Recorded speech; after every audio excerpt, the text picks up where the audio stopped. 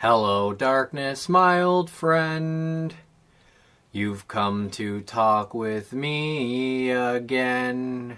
Sens lose 5-3 to the Pittsburgh Penguins. We're back! I hope you all enjoyed your lengthy break. I know I did. I have to admit though, with me being sick and then the break coming, it feels like it's a whole new season that's starting. Except it's freezing cold outside all the time and couldn't possibly be September. But it has been so long since they played, I almost forgot that there was a game last night. As always though, let's kick things off with lineup changes. After injuring his shoulder in Los Angeles, Colin White was good to go and he was back in the lineup. With the lengthy break, the Sens sent Christian Wolanin back to Belleville, making way for White's return. Ben Harpur was the lone healthy scratch, and with the Sens on the first of a back-to-back, Anders Nilsson got the start and goal. With the Sens hitting the ice for the first time in 10 days, you knew it was going to be a rough night. And with Pittsburgh having played twice before last night since the break, you knew it was going to be tough early on, and boy was it ever. The Pens came out playing like a team who was used to playing, and the Sens came out playing like a team who hadn't played in 10 days. Just over 3 minutes into the game, the Sens have 3 chances to clear the puck out of their own zone.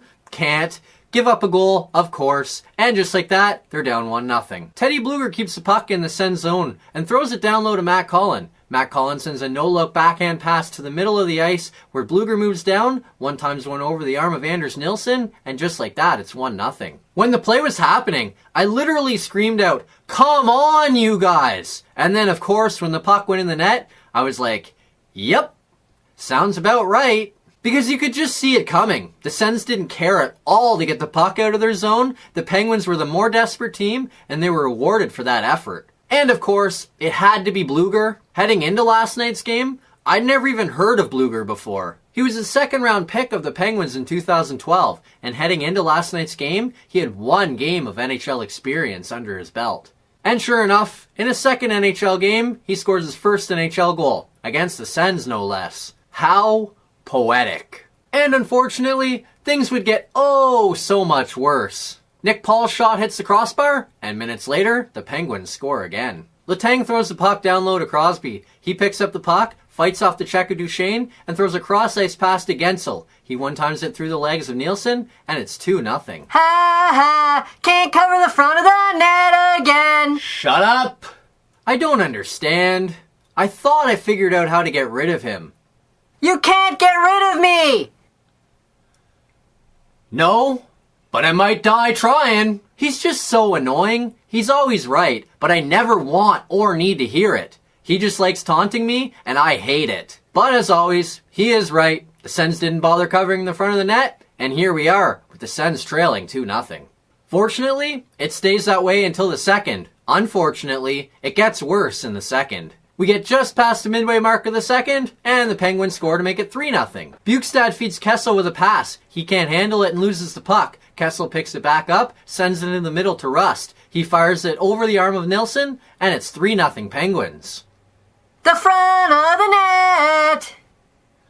I know! Anyone else find it odd that I said Bjugstad? That's because earlier in the day, Bjugstad and Jared McCann were traded to Pittsburgh in exchange for Derek Brassard, Riley Sheahan, a 2019 second, and 2 2019 fourth-round picks.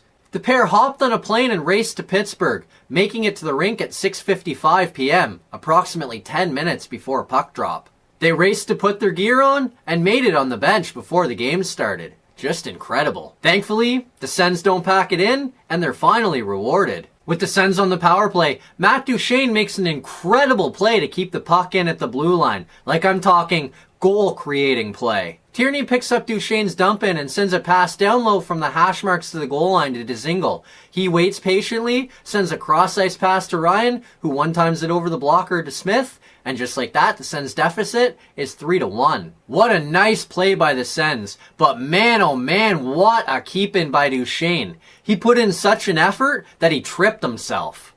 And credit to Dzingel too. What a terrific patience play to find the seam to hit Ryan with the pass. That's a big-time goal too, as it gets the Sens back in the game. Unfortunately, the Sens can't get any closer, and we head to the third with the Penguins leading 3-1. And in the third, the Penguins regain their 3-goal lead. Bjugstad wins the face-off back to Pettersson. He goes cross ice to Johnson, who goes back across the ice to the hash marks to Kessel. Kessel then goes back across the ice into the middle to a wide open Brian Rust. He outweights Nilsson, fires the bar down, and the Penguins lead 4-1. Yet another goal where they didn't cover the guys near the front of their net. That's all 4 goals that are easily preventable if the Sens had paid any attention defensively. The Sens don't quit, and they're rewarded with another power play goal. Mark Stone does Mark Stone things and steals the puck from the Penguins defender behind their net.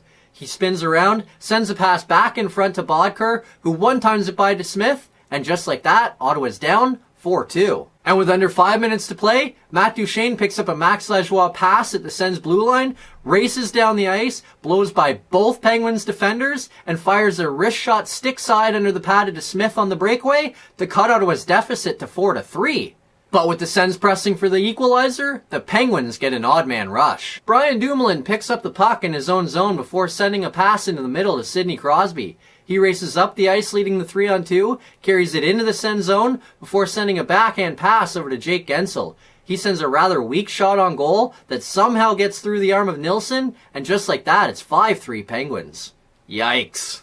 That's an ugly goal, and one Nilsson really needs to have. That goal proves costly too, as it kills any chance the Sens have of coming back, as the Penguins lock the game down and skate away with a 5-3 win. For the first game back, it wasn't good, and it wasn't bad either. It was just kinda meh.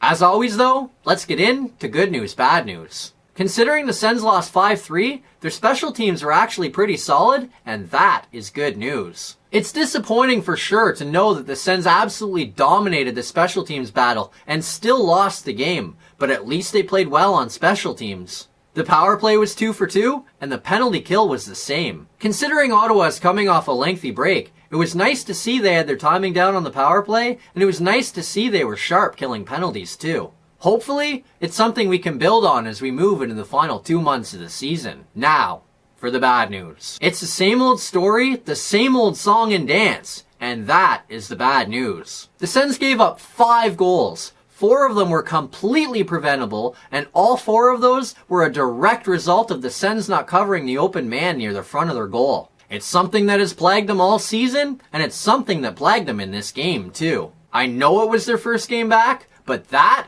was terrible. We're 51 games into the season. It's time they learn that they need to start doing a better job of playing defense if they want to win any more games. Hopefully, tonight is much better. Speaking of tonight, the Sens return to action and return home to take on the Detroit Red Wings. The contest will be the first of 2 meetings between the 2 teams in under a week, with the Sens coming in as the better head-to-head team so far this season. The Sens are a perfect 2-0 against the Wings this season, having won 2-1 in Ottawa on November 15th and 4-2 in Detroit on December 14th. Despite being the better head-to-head team so far this season, it's the Wings who have been the better team overall, as they sit 4 spots and 4 points ahead of the Sens in the league standings, with Ottawa holding 1 game in hand. The Wings do come into the contest fresh off a 3-2 overtime win over the Leafs last night in their return to action, and they've won 2 in a row and 4 of 6. Hopefully, the Sens can continue their recent success against the Wings. See you later tonight.